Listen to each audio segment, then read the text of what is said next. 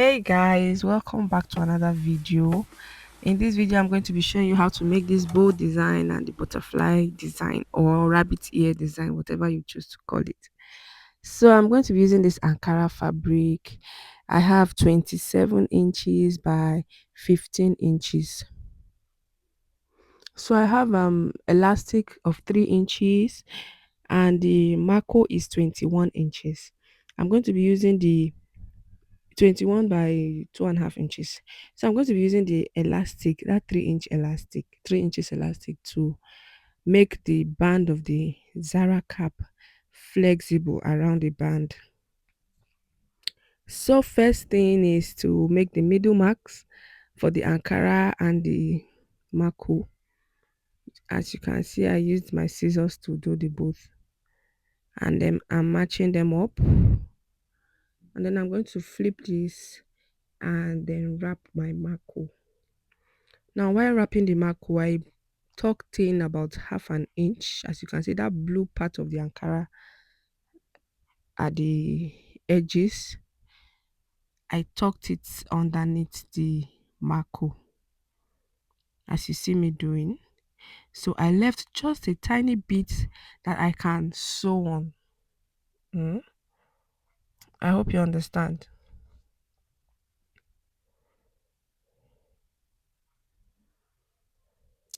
So what you see me pinning now is the Ankara. I'm not using the pin to hold the marco in any way. It's just the Ankara. So I'm going to sew along that tiny bit of Ankara that I left just after the marco. I hope you understand. So I'm not going to sew on the marco at all, just on the Ankara. So I'll be stitching Ankara to Ankara. I hope you get. So this is it. This is what it looks like. As you can see, the marco is flexible. You can move it around on the inside. So now I'm going to create the gallop effect. The way I'm doing it is I'm positioning the marco in a way that it leaves some allowance at the top. Like you see this dip, that's what I call the gallop effect. So I'm just shifting the Ankara back and moving the marco down. I hope you get.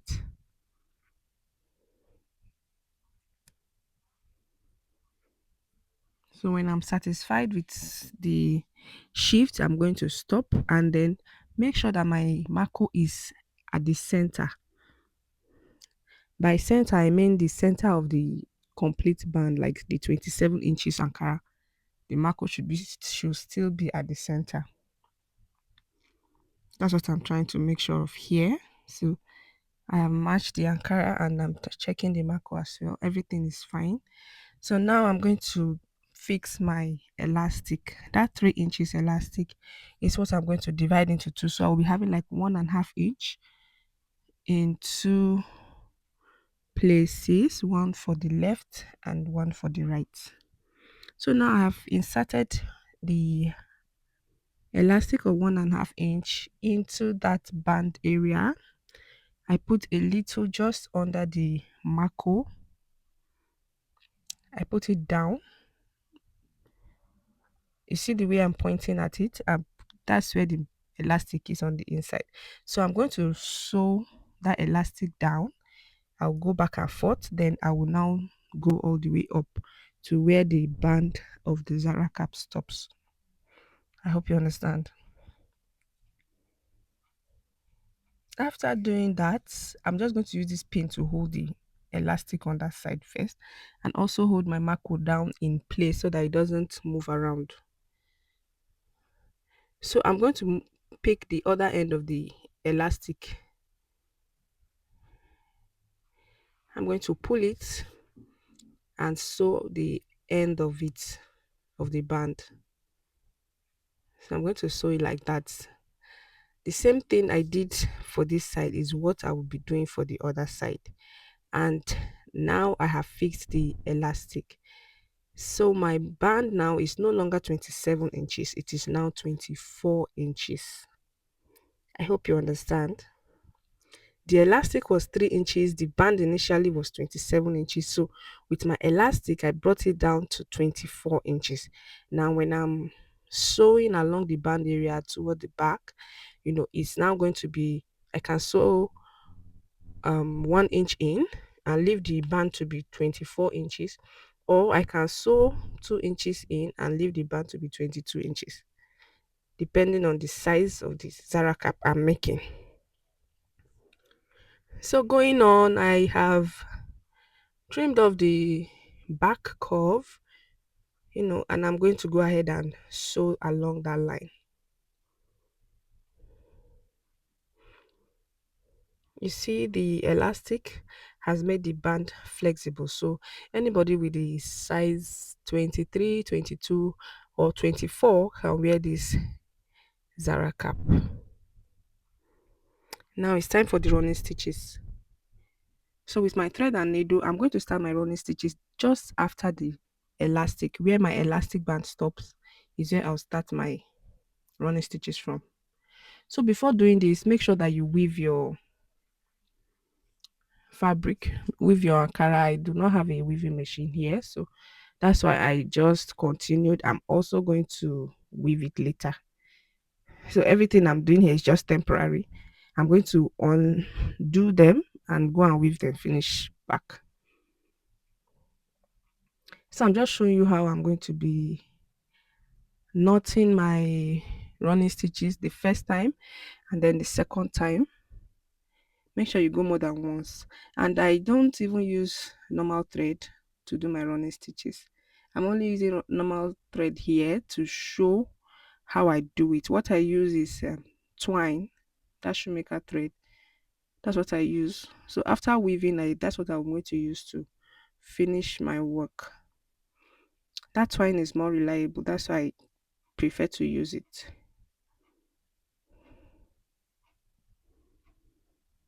So secure your knots very well so that it doesn't cut, um, and to avoid complaints from your customers. If you have not subscribed to my channel, don't forget to, please don't just watch. There are lots of people that are watching my videos but they are not subscribed. Please make sure you subscribe. Thank you.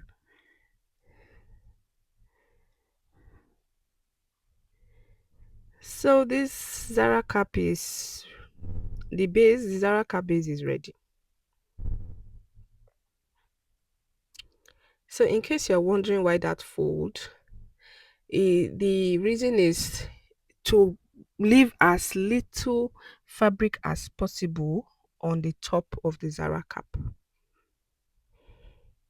I hope you understand that top. You see that top, to leave as little fabric there as possible, because if you leave too much fabric, it just it's all over the place. It's not usually easy to tuck in, and I just don't like it, and my customers don't complain when I use little fabrics there. So moving on now is for the back design. I'm going to be showing you the two styles with the same measurements, 15 by 11 inches. I cut it in two places, both the Ankara and the gum stay. So the gum stay is that type that they use for what they call it, filler. The one I use for filler is the hard one. So I'm just going to sew and leave the opening at the middle there, about 3 inches opening, so I can turn it inside out.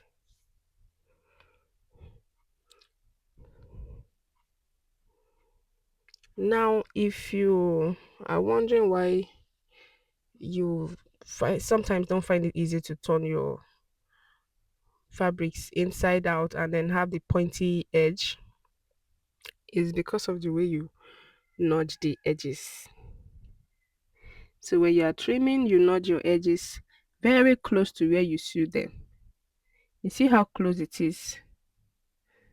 I'm talking about the four corners, the four edges of this rectangle. So you notch all four edges very close to the thread, not on the thread, but very close, close enough not to cut your stitch and close enough to be okay. So now I'm going to turn them inside out and then iron them. I'll iron them after top stitching. There was no light while I was doing this, so I ironed later. So in case you have lights, you can decide to iron yours even before you start sewing.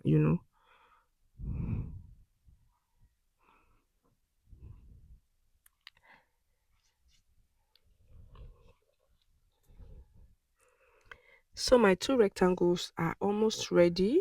I have this open end here. I'm going to top stitch round the rectangle. So I will top stitch all four sides. I hope you understand. So the top stitch will cover that open end, that open side. So round for the two rectangles. So the rectangle measurement is not fixed. You can decide to make yours smaller or bigger or exact. And and the rectangle works for both the bow design and the rabbit ear design.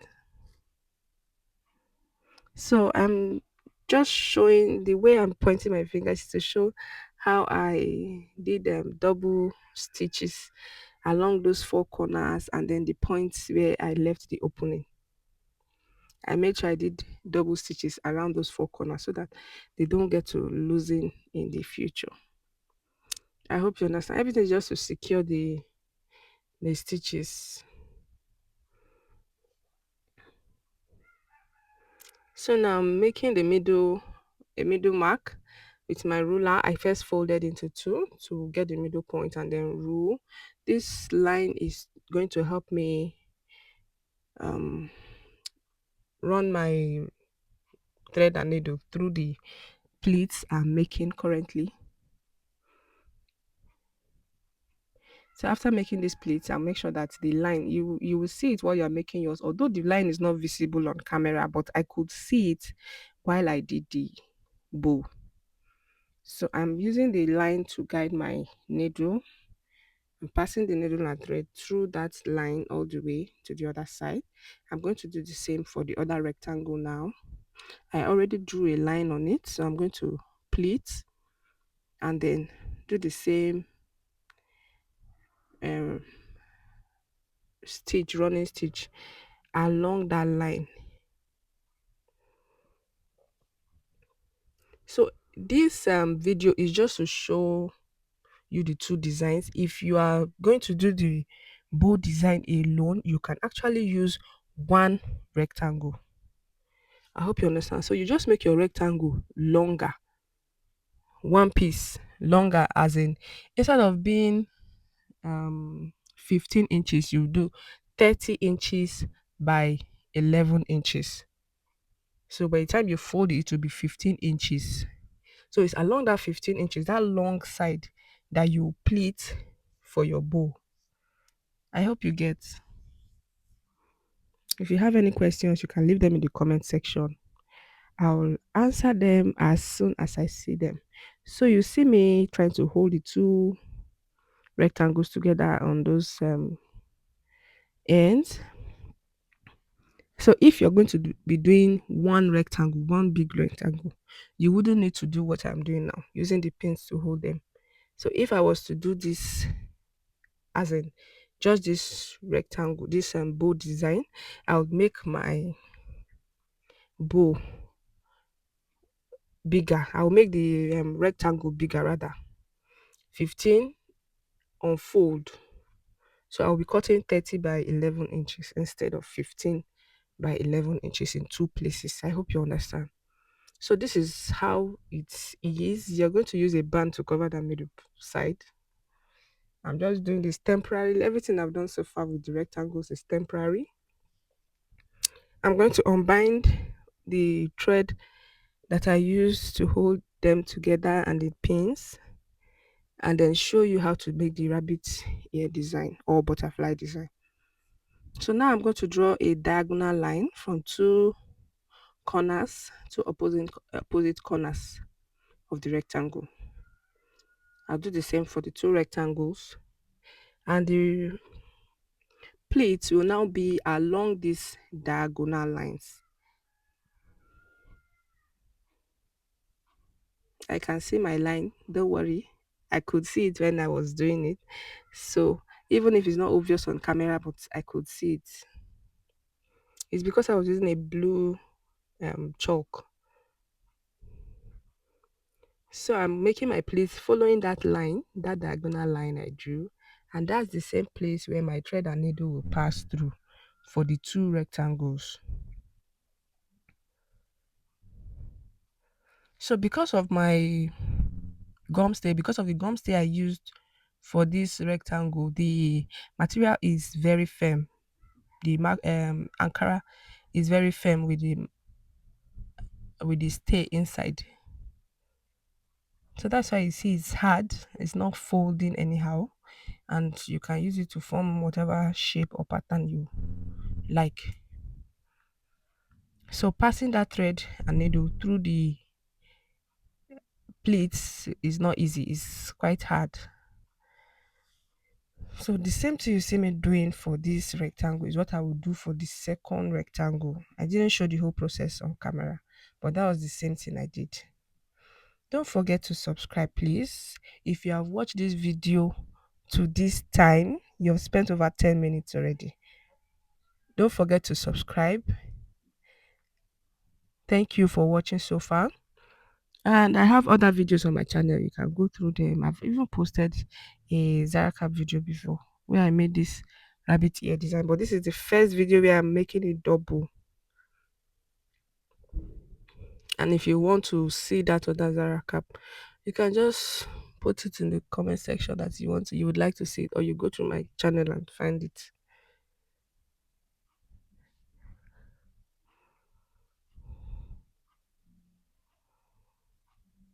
So I used a different thread and needle to hold the other rabbit ear design. So there are two separate rabbit ears now, and I'm going to be placing them side by side like this. So you can use your glue, your hot gun, to that's your candle wax, to bind them together, and then you can tie them. I decided to tie them first, then used the band to hold them together later. I didn't use glue at all.